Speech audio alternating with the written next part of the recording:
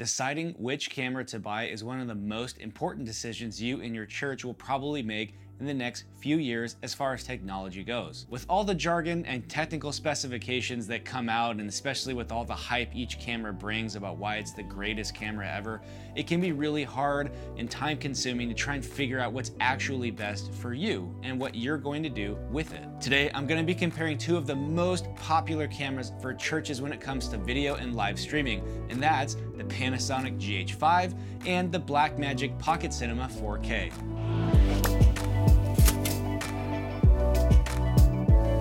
Today we're going to be breaking down the pros and cons for different use situations at your church. So we're going to look at what each of these cameras does, and then we're going to look at streaming, we're going to look at video production and recording, and we're going to compare and contrast the two to see, based on what you're going to use it for at your church, what the best buy is. Now, I hope this video gives you the answers you're looking for, but if there's more gear or other cameras that you are trying to decide what you need, make sure you check out the free church video gear guide linked in the description below. It's got cameras, it's got lenses, it's got converters and cables and streaming, production equipment, lighting equipment, audio, everything you might need when it comes to video for church is in there to help you make the best decisions for the best price. Also, if you could like and subscribe this video, really appreciate the support, and it really helps this video reach more church leaders out there looking for help.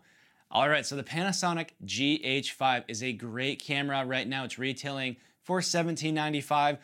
It's still a great value camera. And then of course we got the Blackmagic Pocket Cinema 4K. For cameras that are really gonna get you a lot for a little, these two are some of the absolute best on the market. Even though they're not brand new, they are still an amazing buy. So let's jump in and do a rundown of features between the two. I'm gonna kind of look overall at the cameras, what the technology they have is, and then we're gonna start looking at whether that's good for streaming, whether that's good for production, and which one kind of wins. But for now, let's just dive in and get an overview of both of these cameras so we know what we're working with.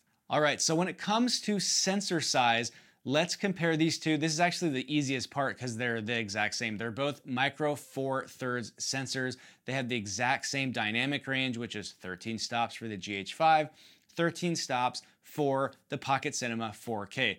Now, this color science is different for both cameras because they're made by different manufacturers, so the colors come through differently. The gamma curves and all that stuff is not the same, but when it comes to just pure data coming in, they're both using the same lenses, they have the same sensor area, and they have the same dynamic range, which is, again, the difference between the darkest, black, closest to black without being completely black with no data, and then again, how far close to white can you get without completely losing all data. All right, next we're gonna talk about ISO. These, again, actually have the same range of ISO, but something super important is that the Blackmagic Pocket Cinema has dual native ISO. What does that mean? It essentially means that if you've ever been in a really fancy sports car, a lot of them have dual or what are called twin turbos. A turbo in an engine needs time to spin up in order to compress the air enough to actually get the boost you're looking for. And so most cars with a turbo, if you step on the gas, there's a 1 to 3 second lag before you actually feel the acceleration kick in. Now, these higher end cars with twin turbos essentially solve that problem by using two. One tiny one that kicks in right away because it spins really fast, and then a bigger one that actually moves more air and gives you more power and more horsepower.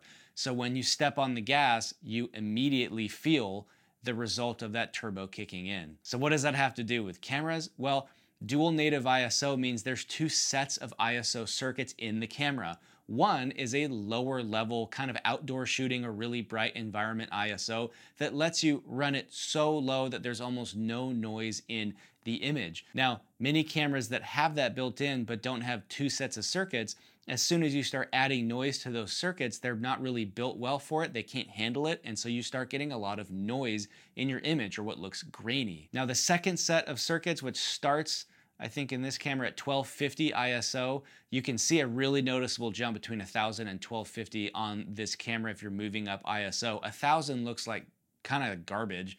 and then you go to 1250 and it sharpens up right away and gets really clean, that's because you're in that second set of circuits. That lets you push it a lot higher in a low light environment like a church without adding noise to the image. So suffice to say, dual native ISO gives you greater range of ISO as far as what you can actually use without having a really, really low quality image coming out the other side.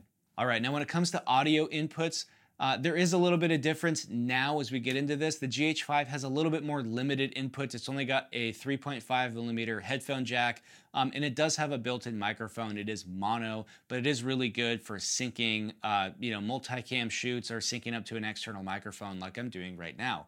Pocket Cinema 4K has both of those. It has a stereo mic, which allows you to either use one or both, which is really helpful for, getting a better audio image. And it also has a mini XLR input, which means you can connect it to or from a soundboard a lot easier and with a lot higher quality. All right, let's take a look at the recording media these cameras use because it is different and pretty significantly different. So the GH5 is pretty simple. It uses 2 SD card slots and it can take basically the fastest SD card you can buy, throw them in there. It's really great because if you overrun one card, it'll run straight onto the next. You can even have them record to both simultaneously for a backup, though I've never tried that. It actually sounds riskier for some reason to do that. But it's very simple, they're very cheap and easy to use, and they're very secure. They're not gonna fall out in the middle of filming. The Pocket Cinema 4K has an SD card slot, but it also has some other options. The CFast card slot is going to allow you to use much higher data rates on a CFast card while still shooting internally. And then you've got the USB-C slot, which is basically there for SSDs or solid state drives, which allows you to use the full sensor output of the camera. So the CFast card can pretty much do anything, but it is pretty expensive, and then you have to get a CFast card reader to either edit off of it or transfer it to your hard drive. So the logical thing to do is just buy an SSD and stick it in there, and then you can take an entire step out and save some money. So basically, if you put an SD card in the Pocket Cinema, you can shoot in HD, and you can't shoot at very high codec rates. So it kind of takes away a lot of the reason for buying the camera. So you gotta be aware of that when you are making the decision. All right, next, let's talk about the actual interface of the camera. So there are screens on both of these. The GH5 has a smaller screen. It's only 3.2 inches, but it articulates, it rotates out. You can basically point it up, down, sideways, forward in a selfie mode. It's really, really versatile for shooting in a non-traditional, body, camera low, camera high, camera over here, whatever it is, you can see what you're doing. Now the Pocket Cinema 4K has a bigger screen and it's, I think, brighter for sure, but it doesn't move. So if you're off to the side or if the camera's in an awkward, not eye level location, there's really nothing you can do to see what's going on. So that's a drawback for certain types of shooting. I'd also say that there are more tools on the Pocket Cinema. There's false color, there's zebras, there's focus peaking. You get focus peaking and technically you can use some of those. They don't have really false color on the GH5, but you can put a histogram on there and you can use zebras, but it takes more work and you have to do a lot of digging in the menu. Pocket Cinema is pretty much like one button on top will bring those things on and take them away. So as far as actual ease of use and actually getting used in regular shooting environments, Pocket Cinema's got more tools available for you to make sure your exposure is correct and your focus is sharp. All right, now this is a surprising difference between the two, which is the output. You've got HDMI outputs on both cameras, but the Pocket Cinema can only output HD at 60 frames per second, 1080p is where it caps out. So it shoots 4K, but you can't send 4K out over HDMI either for streaming or even to an external recorder if you wanted to do that for some reason or another. But the GH5 does let you send 4K at 24 frames per second over an HDMI cable into anything you want. So you're actually getting more use from your sensor externally, which, depending on what you're doing, can make a difference. All right, so hopefully that gave you a decent overview of what these cameras have kind of built in and what's going on for them. Now what I'm gonna do is we're gonna compare and contrast them. First off, we're gonna do this for live streaming. I know most of you watching this video, that's the #1 thing on your mind. We are gonna talk about video production because I think that has a place in church, whether you stream or not. But let's dive in with live streaming first. So when it comes to streaming, the output does matter, and like we just talked about, the GH5 is able to output 4K, so that's an advantage. So we're gonna give the check mark to the GH5. All right, now let's talk about connectivity. So basically, if you plug these cameras into your live streaming system, can you communicate with them from your video director position? The GH5 essentially is dead. There's no back and forth, there's no tally, there's no comms, there's no color correction, there's none of that. Assuming you're using a Blackmagic streaming system, which 99% of you watching this are. But if you're using an ATEM mini switcher, so Mini Pro, Mini Extreme, or just a Mini, you can actually communicate with your Pocket Cinema 4K. You're able to, over that HDMI connection, do color correction and tally. There is no tally option on the GH5. For the Pocket Cinema 4K, there actually are tally lights on both sides, which is great for operators and great for people in front of the camera. But I did put the asterisk there because you have to have an ATEM mini switcher for that to work. All right, now the viewfinder. Again, we've talked about this already, and I'm gonna give the award here to the Pocket Cinema 4K, and here's why.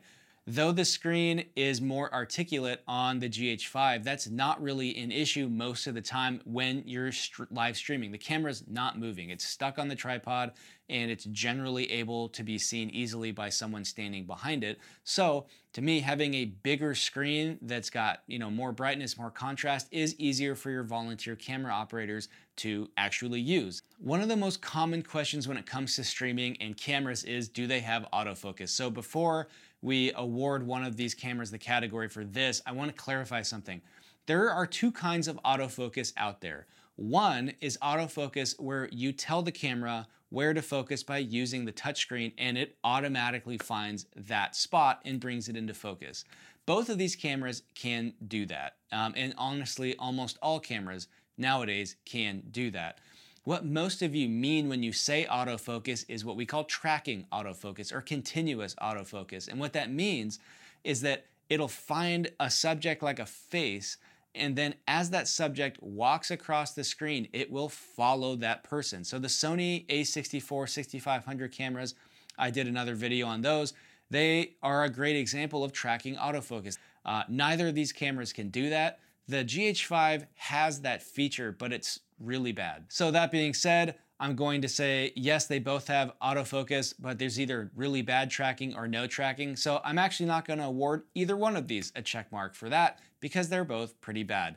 One last note on this though, before we move on, I don't wanna mislead anybody. If you're live streaming, 90% of the movement on stage is side to side. It is not front to back, meaning that unless you're running a really shallow depth of field, the subject, probably your pastor or worship pastors tend to not move very much anyways because they're microphone, but even your teaching pastors probably not moving back and forth on stage. They're probably moving across, which means the distance does change, but it doesn't change dramatically enough where you can have them walking in and out of that focus plane, which is why I say, unless you have a really, really big stage and a really, really dynamic mover who just covers every square foot of that, not having tracking autofocus really doesn't mean that you can't use that camera for live streaming, and honestly tends to not be much of a problem at all. So don't sweat it. Both of these cameras work great for live streaming. You don't need to overthink the tracking autofocus bit. All right, now a category that's really, really critical for quality live streaming is low light performance. The reality is, even if you have tons of windows in your church stage, essentially whatever you call it, is a low light environment. It's low light either because you do have lots of windows and there's windows behind the stage and they are backlighting everybody, meaning you don't have good front light, so it's low light in that area even if the whole room is bright. Or there's no windows, it's completely light controlled, but even if your stage is bright, everything around the people on stage is dark. And that looks good, but if you have a camera with poor low light, capability, you're gonna have a lot of noise ringing your images, especially with that dynamic range issue where you have a really dark background, but people who are lit maybe too much or well enough to your eye, but to a bad, cheaper camera with low dynamic range, like say 10 stops, that's gonna start looking bad. So the fact that both of these cameras have 13 stops is really, really helpful for fighting that. The other thing is that we talked about that dual native ISO situation. That gives the Pocket Cinema camera a massive advantage when it comes to low light capability. If this is a really big issue for you, I would say, the downside of these cameras is both of these are micro Four Thirds sensors. These are smaller sensors than either APS-Cs, which are in Sony's, or full frame cameras, which are your top end mirrorless DSLR lineups right now. These sensors are about half the size of a full frame, so they have half the light coming in, which means they basically have half the image quality at low light. So the dual native ISO really helps make up for that. The GH5, I love it, but I've used it for 5-6 years at this point, and I will say that in low light, it just really does a poor job. And I can fix it in editing, but when it comes to live streaming, you really can't do a lot. So it's important to know that, and it's important to know your situation when you make this decision. All right, and finally, something that most people actually don't think about till the camera's already shown up, and that's power. So when it comes to power, both of these can run on AC power, but when it comes to the GH5, you actually have to special order an AC adapter, which took me maybe 3 months to get in, and right now it may be that bad or worse. So that's really frustrating. Now the batteries work usually for about an hour, but for most people in church, that's not enough time to make you confident. So you have to run on AC power, and that can be a real stressful situation. The Blackmagic cameras are battery powered, but they come with an AC adapter in the box, which means the day you get the camera, you can plug it in and you can shoot for as long as you want. So I'm definitely giving the check mark to the Pocket Cinema 4K.